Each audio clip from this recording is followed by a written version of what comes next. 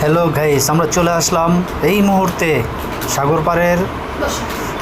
যেখানে মাছ ধরে এবং মাছ ধরার নৌকা যেখানে আছে। দেখুন আপনারা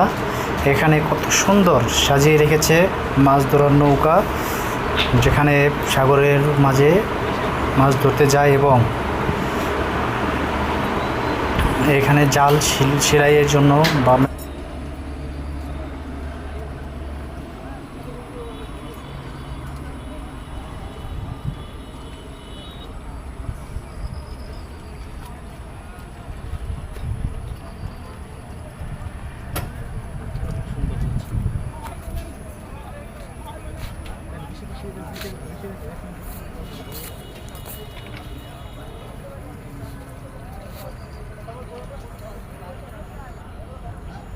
চলো এদিকে